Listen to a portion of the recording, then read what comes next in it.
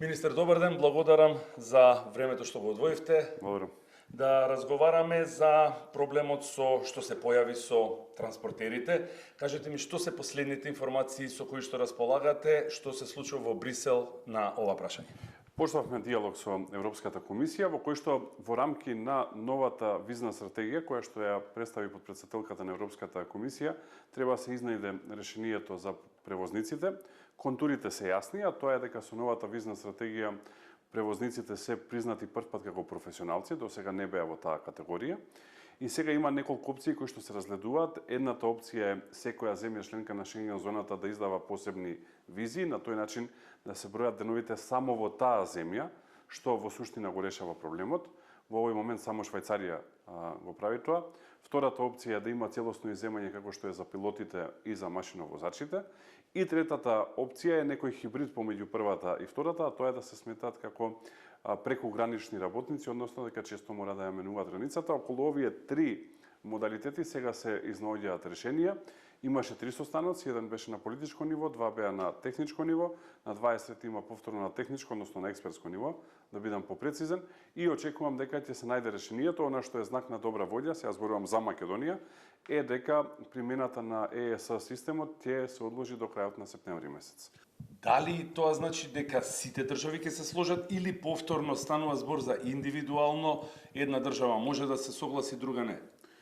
Па, она што мислам дека нас ни е значено, доколку одиме со визи, е да се согласат државите каде што најмногу нашите превозници оперираат со цела почит кон другите држави, еве да не одам поименично. Останува и едно прашање отворено. Доколку, еве ги израмнат професионалните возачи, како што рековте, со машиновозачите, со пилотите, тоа е сепак процес кој што ќе трае неколку месеци, повторно ќе се надмине 10 април. Што во меѓувреме? Па, мислам дека барањето на превозниците беше логично. Кога ги почнаа протестите, нивното основно барање беше да почне диалог, и добро е што почна диалог. Ние сега, ако гледаме кумулативно, дури и да почне ЕС системот да се применува во април, на тоа секако има 90 дена, затоа што тие 90 дена не се спорни. Значи повторно доаѓаме до септември, значи до септември има доволно време да се тоа имплементира, и не случајно е вака издизајнирано. Мислите дека може да се реши до септември? Јас мислам за Македонија дека ќе се реши, и тука би сакал да замолам да бидеме многу внимателни за она што доаѓа како информација од соседството, особено од Србија и од Црна Гора. Има таму и други агенди, има и други политики. Ова е прашање кое што не треба да се политизира. Ова е прашање кое што се однесува на бизнисот, а не се однесува на политиката, и треба да ја држиме политиката надвор од ова. Не мислам дека преку превозниците било кој во регионот треба да докажува дали функционира или не Европска унија, дали е таа најдобрата алтернатива за регионот, или БРИКС е подобра алтернатива, или нешто друго, да си огледаме нашиот двор.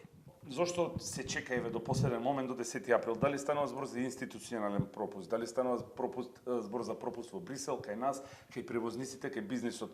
Зошто стигнавме до тука? Мислам дека во Брисел немаше разбирање колкав е проблемот додека не почнаа блокадите.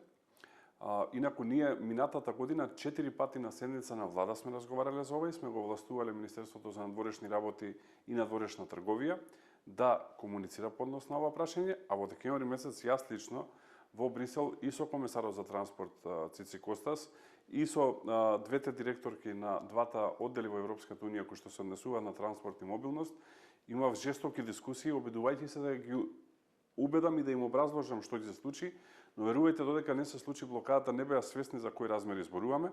Кога се случи блокадата, јас имав една интензивна агенда тие денови да докажам и покажам што се случува.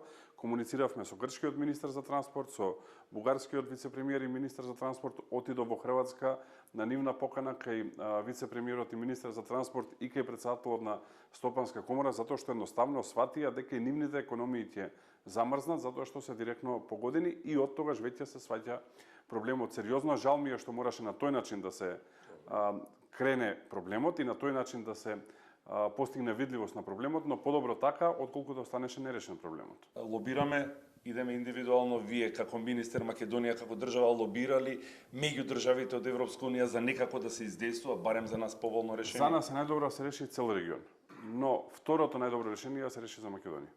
Ви благодарам многу. Благодарам, беше задоволство.